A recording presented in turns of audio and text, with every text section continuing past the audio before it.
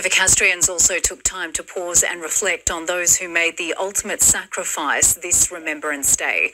A special flyover was seen above Civic Park at 11 a.m. as hundreds turned out to pay their respects.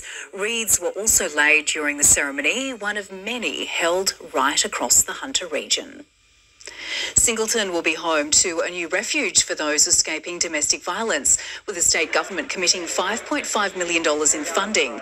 It's one of 3 refuges being built in partnership with Housing Plus, the others at Lake Macquarie and Maitland, and is expected to open by December 2024. As New South Wales learns to live with the deadly varroa mite, the city at the centre of the state's outbreak is looking to make itself more friendly for bees. An important workshop held at Shortland Wetlands today to rebuild pollination rates. They look like tiny flies, but these native bees have a big role to play in our environment. Since the deadly varroa mite was first detected at the port of Newcastle in June last year, pollination rates have plummeted, with tens of thousands of honeybee hives destroyed statewide during the effort to eradicate the pest. Growers of crops are looking at options to diversify the different pollinators they have on their crops, and in some cases native bees will be able to play a role there. The state moved to manage the outbreak in September, and with Australia home to 2,000 native bee species who cannot carry the pest, there's a push for more locals to welcome the stingless insects into their backyards. They're the ones that we're really focused on particularly as well in terms of rebuilding the biodiverse habitat across the city. Today, Newcastle Council's first workshop to show locals how they can help turn Newcastle into a pollinator-friendly city was booked out. Among the messages from experts, planting native species in the garden can create corridors to enable pollinators to safely move about. Empowering them with the tools and the education that they need to put in place pollinator-friendly environments, whether that's in their backyards, on apartment balconies. The session also encouraging residents to keep one of these boxes on their property, each capable of holding up to 10,000 bees. So protecting their habitat, first of all, native plants, native vegetation, and then also growing lots of native plants so they've got lots of food. There's no point having a box of bees that have no food. Council will host more native bee workshops in the new year. Bianca Werrett, NBN News. The Hunter Breast Cancer Foundation has capped off a big month of fundraising with a near $12,000 donation drummed up by the Mud Run team. The group arrived at the charity's Katara headquarters today with a procession of its iconic vehicles and handed over the large cheque.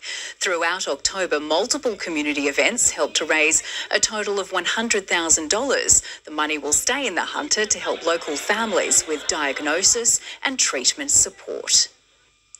It's a challenge that takes agility, balance and a lot of determination. More than 50 competitors gathered in Newcastle today for the National Ninja Park Championships. The ninjas travelled from near and far to put their skills to the test.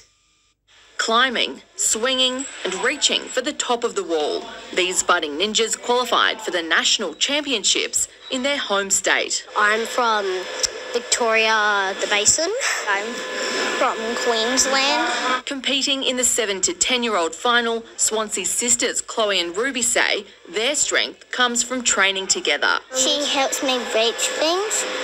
Yeah, I teach her how to do stuff. And these contestants say it's about more than keeping fit. There's lots of big jumps, lots of big swings, and it really helps with your personal skills as well.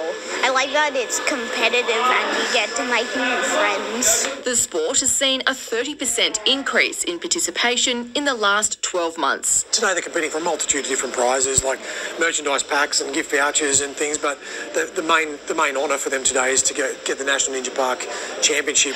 The Ninja Park isn't only about winning prizes, it's also about encouraging adults to have a little more fun. Ninja is really nothing really too specific other than climbing and jumping and swinging, and which all kids do and adults don't do enough of. And while sometimes it takes a few goes to make it to the end of the course, it's a feeling like no other. I feel like I'm actually flying. Tony Abrogetti, NBN News. And now a little inspiration for the region's green thumbs. A 3-day bonsai exhibition is being hosted at Club Macquarie in Argenton.